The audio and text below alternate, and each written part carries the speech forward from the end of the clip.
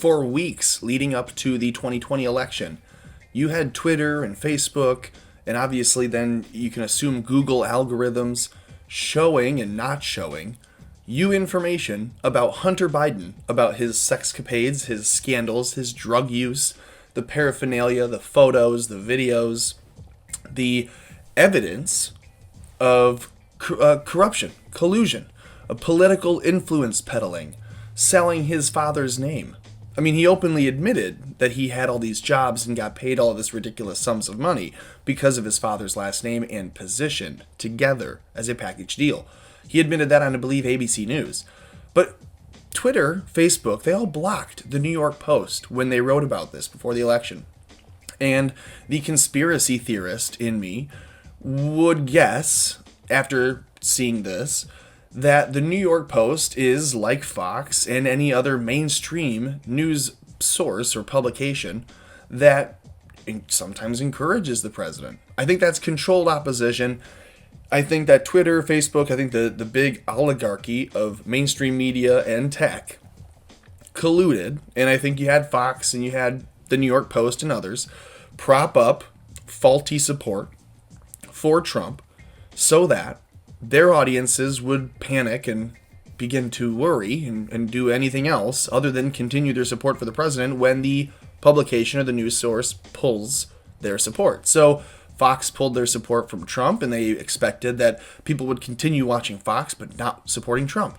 Clearly, that's the opposite of the case that you saw in reality. People still support Trump, and even more so, indignant and defiant of Fox. And meanwhile, Fox, Tucker, all those ratings are below MSNBC and NBC News. I wonder what will happen in the New York Post today, because here I wanted to, before get into this, I wanted to show you, hey, look, it looks like maybe Bill Clinton had an affair with Ghislaine Maxwell, but this is coming from the New York Post, so I don't know if that's even trustworthy. I'm not even going to look at that any longer, because as I read that article, it just quoted a book that was written from a source saying another source had told them that Bill was really having an affair with Ghislaine. And that's the only reason that Bill Clinton was ever around Epstein, was just to be with Maxwell. So, obviously a fake news. And here's more. This last night from the New York Post. This is written by the Post Editorial Board. So no one wants to put their actual name on this. I'm sure some people, if pushed, would come forward to claim it. If you're on the board, you are signed on to this. But not by name. This says, The Post. Give it up, Mr. President, for your sake and for the nation's. This is in the Metro edition, let's say that twice, of the New York Post. This says, Mr. President, stop the insanity on the cover. You can see this. It says, you lost the election. Here's how to save your legacy. Focus on the Senate races in Georgia on pages 4 and 5. So this says, Mr. President, it's time to end this dark charade. And before going any further, hey, give the video a like. Make sure you subscribe to the channel, hit the notification bell. But this is one of the videos that I'll do, and as I've done others, you'll recognize it's important sometimes when you can immediately peg something as being fake or propaganda news, is to just read it in a negative or inverted or whatever you want to call it, incept it, if you will, turn it on its ear and read it in the negative and see if it makes more sense. So it says, Mr. President, it's time to end this dark charade. And I wonder if they are the ones ending the dark charade. That being, they're faking that faulty support for the president. And now they're withdrawing it and pulling it back. They're pulling the rug out, trying to see if they can trip him up, or us, as the supporters, saying it's time to end the dark charade. We're 1 week away from an enormously important moment for the next 4 years of our country. And that is the Georgia runoffs that were forced with this fraud. On January 5, with the fraud, I mean the fraud will occur in the runoffs, not that fraud, caused runoffs. On January 5, 2 runoff races in Georgia will determine which party will control the Senate. Whether Joe Biden will have a rubber stamp in the Senate with approval 51 all the way, or whether he will need a much-needed check on his agenda. So even then, they're saying Joe Biden would need a check on his agenda. But they're saying, unfortunately, to the president, you're obsessed with the next day, January 6th, when Congress will, in pro forma action, certify, thank you, that must be the certification sound, certify the Electoral College sound vote. There it is. So January 6th, they're saying the president is too obsessed with the 6th. He's not worried about the Senate, the runoff in Georgia on the 5th. That's what everyone's talking about in our circles. Why is the president obsessed with the next day? That's when the Congress will form to determine whether or not they can certify those votes. And it's not that Congress collects itself to determine that, but really that they're collecting themselves in front of the president of the Senate. What do they call it? President pro forma of the Senate? Maybe that's wrong. But the VP of the United States is the president of the Senate. That's Mike Pence. So when Pence goes to open that glorified little wooden box and pull out the votes from the states, he can choose to throw them out, and they can be challenged by members of Congress.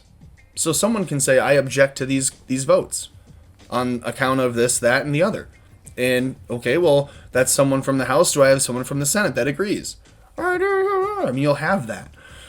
Mike Pence will say, okay, well, then I cannot, in good conscience, certify these votes. So they're going to have to be contested. They'll go to the House and the state legislatures to each get a single vote, where I think you've seen how it pans out, 30-19 in Trump's favor.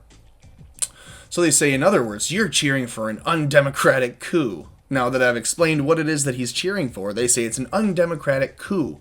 Literally, constitutional law dictates this is how it works. When you try to put a wrench in the gears, we don't just shut down and scrap it and say, okay, fine, you take over because you sabotaged this.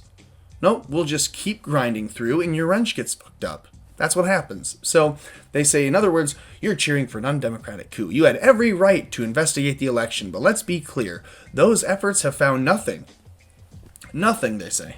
The New York Post, the Editorial Board, saying that nothing shows any kind of evidence. No video of fraud. No photos, no testimonies, no affidavits given by witness under penalty of perjury. None of those things that are legal evidence, the New York Post will say is evidence. They're saying you found nothing. Just take two examples. Oh, it's great. Your campaign paid $3 million for a recount in 2 Wisconsin counties, and you lost by 87 more votes in those counties. Sure, but the $3 million wasn't just for 2 counties. It says Georgia did 2 recounts of the state. Okay. Are you recounting ballots, tabulations? Are you redoing votes? What does the recount entail? You know what it is. No audits with signatures, so it won't matter. These ballots were counted by hand. Oh, good. Well, that's good. I'm glad that someone sat with a calculator and typed in bad numbers to give you the same result. Doesn't matter if it was a person or a computer if what you're counting is fraud. Your answer is going to be fraud, which alone debunks the claims of a Venezuelan vote-manipulating Kraken conspiracy. Well, there. So the editorial board spares no artistry in the way that they're forming the attack there at the end of that paragraph. And they're, go on, keep going. Sidney Powell is a crazy person, they say. Michael Flynn suggesting martial law is tantamount to treason. Tantamount to it. Again, if you're reading this in reverse, they're saying Sidney Powell is maybe the sane one, or that they are acting crazy and that they have committed what is tantamount to treason. But they're trying to smear Sidney Powell and Michael Flynn, and they're not using Lieutenant General the way that they ought to in his name. He's a 4-star general, or a 3-star general, excuse me. You ought to treat him with some respect. We understand, Mr. President, that you're angry you lost. So they're making a big assumption there when this is all in court still and no one's been declared a winner. They literally just point out that it's not until the 6th that someone is declared a winner, and yet they're saying that he lost. How do you lose without having the race be finished and without having someone won? But to continue down this road is ruinous, they say. We offer this as a newspaper that endorsed you, that supported you.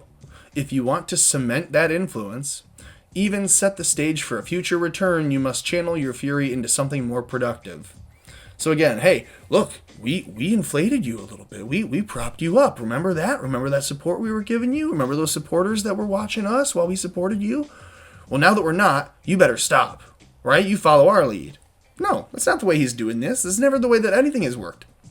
If you thought for a second that media influence had more on Donald Trump than Donald Trump has on the media, let me say that again. If you thought that the media had more influence on the president than the president does on the media, you've not been paying attention for the last 5 years now. He wags his finger and they freak out. He points over there and they say, what's over there? What's not over the other way? What is he hiding on the other way? Why is he lying about what is over there? All the while, you're not paying attention to what's going on behind him. There are things that he does, and he knows he can control the media this way. It doesn't matter that they're rabidly against him. He can still control them, corral them, whistle them to attention. Use a laser pointer like a cat, like a herd of cats, against a stupid wall so that he can go and do the real wall building that we needed him to do. And so to say that, oh, well, look, we supported you and all. Hey, we chased the red dots that you threw at us. And so now we want you to hand us the laser pointer and to stop. He's like, no thanks. Not happening.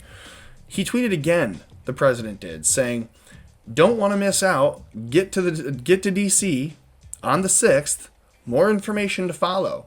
So first he said it will be wild. Then he said, reminder, get your buns over there. It is kind of like a do at all costs thing. Get to the Capitol. Get to Washington, D.C. on the 6th. Then he tweets again saying more info to come. More info to follow. So I'm interested to see what that information is. But the New York Post is not. They want the president to end his dark charade. And again, like I said, if I'm reading this, inverted, I'm wondering if it is they who have ended the dark charade. They were, like they said, they supported him, they endorsed him, they encouraged him in some ways, but now they're encouraging him to stop, to lay it all down, to say, okay, enough, for the sake of the country, for the life of the body, I will let it become entirely cancerous and corrupt. No. Nope, not if we have to do chemo, not if we don't have to, not if we have to do every other thing in the world to this country, theoretically, hypothetically. If you have to go under martial law and remove half of people who are elected in office because you can prove that they were elected through fraud, even if that would create complete upheaval, if half of states are missing governors by the end of next year, that's what we have to do. Doesn't matter how badly it hurts to rip that Band-Aid off, but you have to. We have to, and he will. And that's what he keeps saying. He says, we will win. We will do this. We won't be infiltrated by Chinese communists. We won't let that happen and take over. I mean, they have been announced to have already by the Secretary of State, Mike Pompeo. He said they've taken over every level of government, local, state, federal, and not just the government, but in every industry. They have people. So what is it they say? They've got us surrounded, so now they cannot escape. They cannot get away. There you go. That's how Donald Trump feels about it, and that's how you should too. Like this video, subscribe to the channel. Let me know how you feel about this in the comments. Do you think the New York Post is controlled opposition? Do you think this is just an editorial board scoring a couple cheap points at the end of the year? Maybe it is true. Maybe you think that they really did support the president, that they thought he would win, and now they, even if they think he won, believe he will lose, and so they're switching their vote quick at the end of this public display on a Sunday night saying, sir, going into this week, you should stop. We all ought to give up. Maybe that's their kowtow to their new Chinese overlords. Maybe they've cut a deal. Let me know what you think in the comments. Like I said, subscribe to the channel, and then do whatever else that you can do to keep America afloat.